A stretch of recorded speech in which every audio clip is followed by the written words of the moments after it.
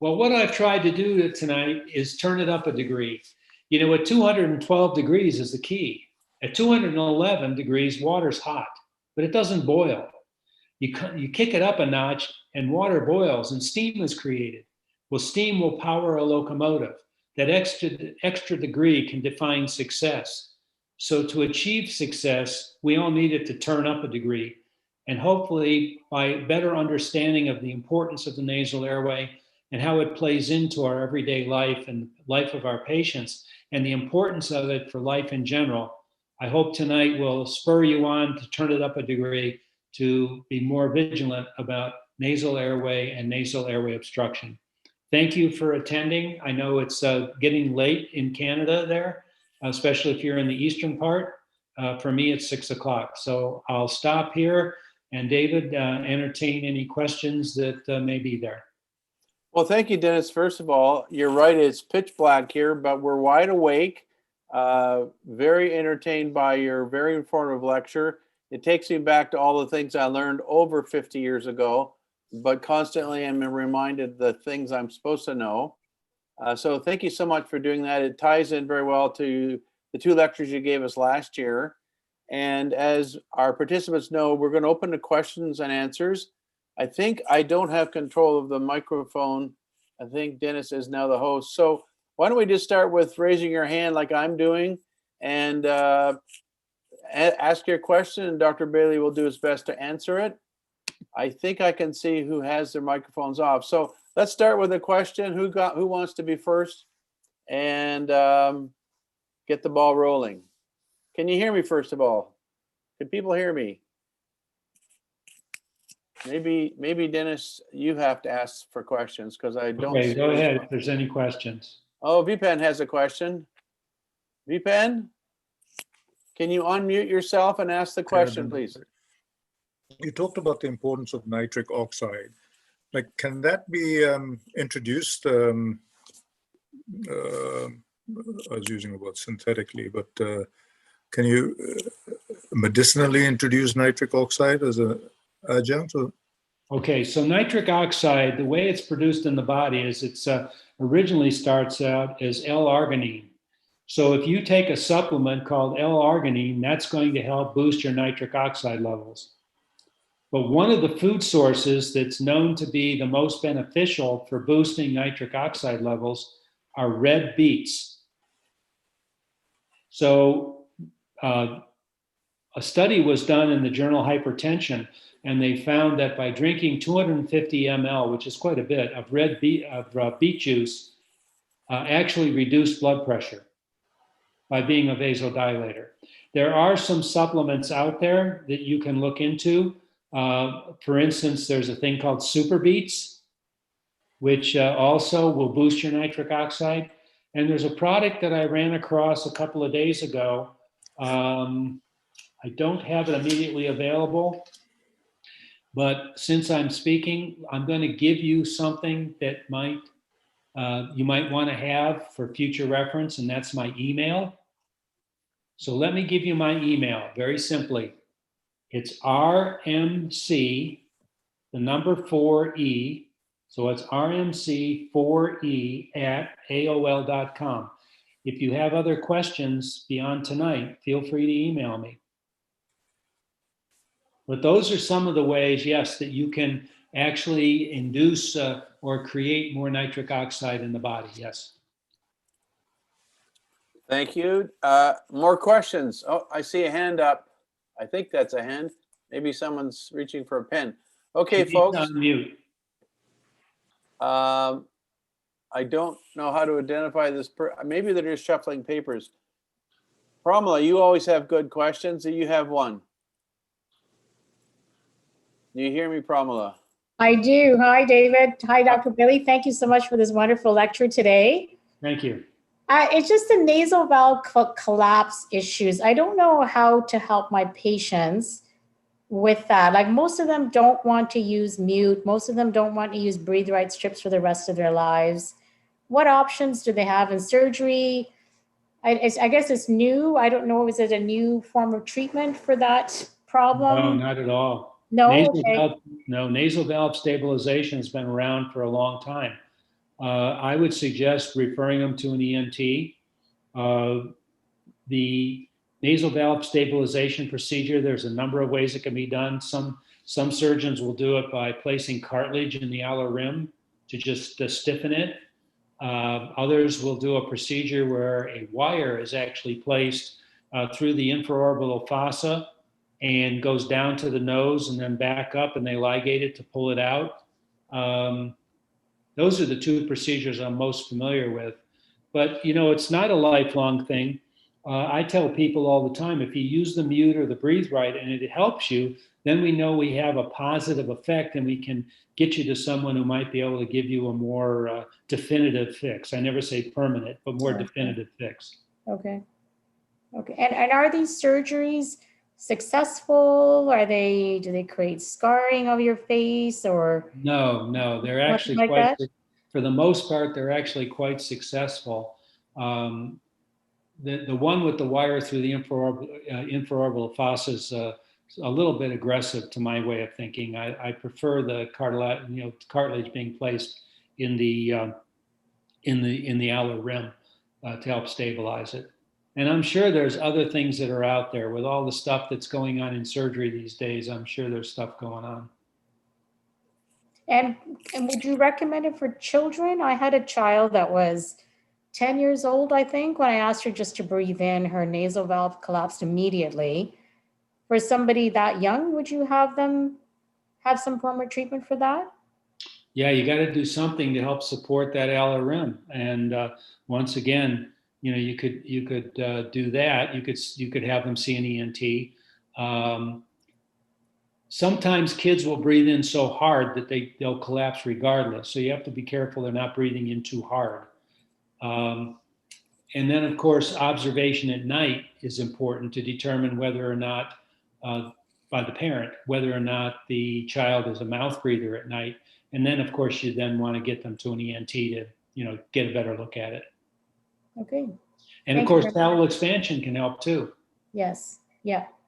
Thank you. Thank you very much. You're welcome. Lori, you always have good questions. Lori Jones. Lori has a question. You have to unmute yourself, Lori. Let me see if I can do it. There we go. You. Okay. Could you please repeat the email? Yes, it's RMC, the number 4E. So it's RMC4E@AOL.com. Thank you. Sure thing. Do you have a question, Lori?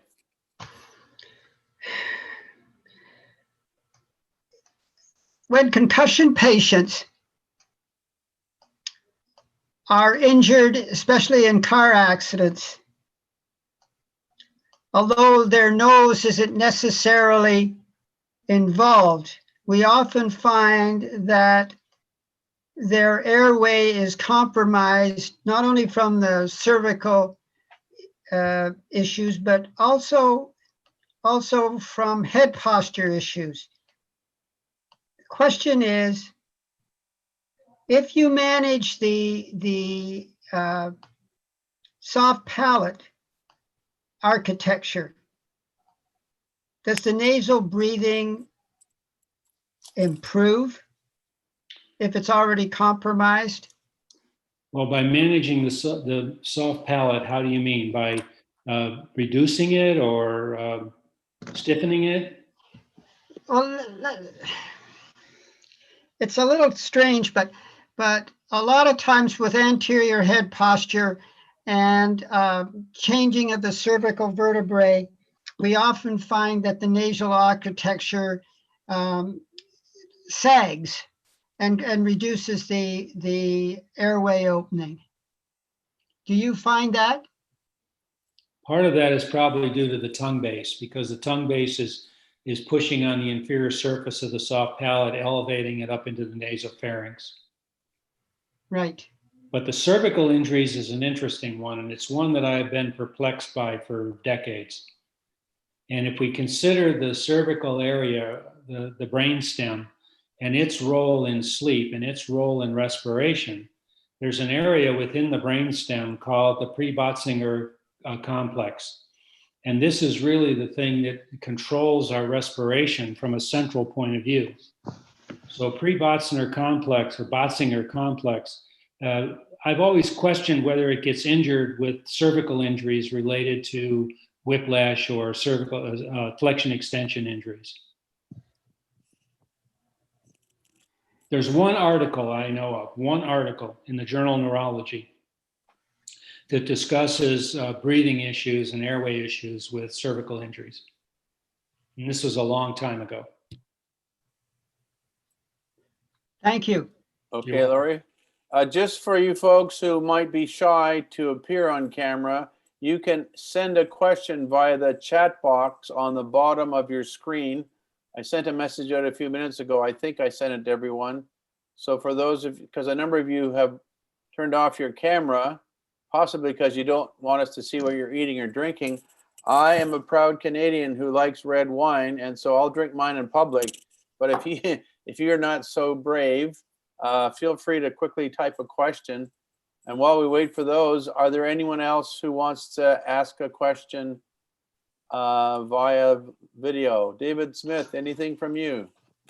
Yeah, I was just wondering about modifying appliances with those tongue lifters, tongue raisers to get it up towards the roof of the mouth. Is there, I know that you can incorporate something in appliances. Does anybody have much experience with that?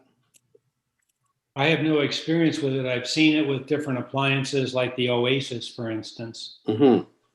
And the fact of the matter is you're just bringing the tongue up. You're not really getting it into the position it needs to be in, where it's arced up into the soft palate. Oh, I'm sorry, into the hard palate, into the roof of the mouth. And that's really what's critical, is learning that exercise. And you can't rely, at least my impression or my opinion is, you can't rely upon a device to do that. I actually had a conversation with a colleague of mine the other day, yesterday, in fact, I'm sorry, 2 days ago. And he was telling me that he was working with a medical supply company that's been working on a device that's designed to be embedded in an appliance that would stimulate the hypoglossal nerve. And I thought to myself, how is that possible? You know, I mean, there's certain things where you can stimulate things, but the hypoglossal nerve, based upon the hypoglossal nerve stimulator and the Anthera device, you know, you have to have that directly around that cranial nerve. Somatic nerves can be stimulated peripherally, but I don't think cranial nerves can. I'm not an expert in that, but that's my understanding. So exercise is the best way. Plus, you have to have something that's going to carry over daytime and nighttime. You want that tongue in the right position both times of the, you know, sleep-wake cycle. Thank you. Mm-hmm. Any other questions? I have one, Dennis. I know you spoke at length about all of the exercises and the things that we can do to help our patients. I don't know if I heard the word Buteyko. Do you have any comments on it? I know it's a well-known technique, I think started by Dr. Buteyko in Eastern Europe, maybe 100 years ago. And we all get questions from patients about it. What's your take on the Buteyko breathing method? My take on it is it's a very good method. It was actually developed by Buteyko in Russia.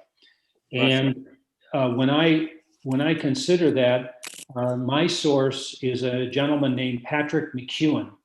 Right. He's from Ireland. And Patrick has taken the Buteyko technique and modified it slightly. And he actually wrote a book entitled The Oxygen Advantage. And it stresses a lot of the things I talked about with nasal breathing, but also with exercises that can be done. And breathing exercises have to be part of myofunctional oropharyngeal exercises. You just don't rely on that alone. And so Patrick McEwen has actually on YouTube has a number of videos that illustrate that. But as far as the Buteyko technique, yes, I think it's a very good technique. One of the things about what Patrick McEwen shows, and from practical experience in my mind, is you know, you can't inundate people with stuff. They're not gonna go along with it. You got to give them sips to move them along from point A to point B. You can't take them from point A to point Z. So we always did things in little dribs and drabs. First one being get the tongue on the spot and practice just general nasal breathing. And then we'd go into more of the Buteyko, Patrick McEwen type stuff. And as a follow-up, Dennis, because he has a book and he's also on YouTube and probably everywhere else, is this something that could be a self-assessment and self-therapy for parents with children or people themselves? Buy the book, watch the video, or do you need a Buteyko therapist to actually attend? I don't think you need a therapist. What the exercises are designed to do. I will tell you from my own practical experience, and thank God my wife can't hear me talking. Those Orthotane appliances from Healthy Start, I really believe in them. I've helped many, many, many patients through their childhood, adolescence, and into young adulthood, where just with a series of those, it's been amazing changes and transition. So I have 3 grandchildren. There's a set of twins, and they're 8, and then a 3-year-old. And they are all using basically the first one, which is the first one of the appliances, which is the habit corrector. The one girl, the twin girl, is doing really well. She's starting to develop. A lot of her crowding has disappeared, and some of her breathing has improved and so forth. And her mother's a speech language pathologist who used to work in my office and do the myofunctional therapy and breathing exercises. But I can sense in talking to them that mom and dad just ain't into it.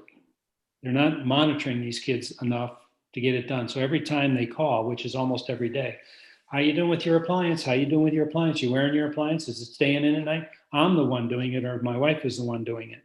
So it takes a major commitment on the part of the parent to engage the child. Otherwise, kids know that they can pull the wool over your eyes. Really? Not in Canada. Really? Yeah. Not in Canada. Oh, I guess your kids did a really good job then. Yeah, they got me convinced. So we're so polite and obedient in Canada. We do everything we're told, Dennis. I see. Including going uphill to school both ways. That's exactly what I did too. Yeah, but we do it barefoot in the winter. You guys have warm climates down here. We're tough up here. We're tough. I have another chat question coming in. I'll read it from. If you want to learn a little more about the pre-Boxinger complex, watch IGTV under Professor Andrew Huberman's name, interviewing Professor Feldman, August the 20th. Are you still with us, Paul? If you want to speak to it, I read the question. I think you should all be able to see that. It looks like it's to everyone.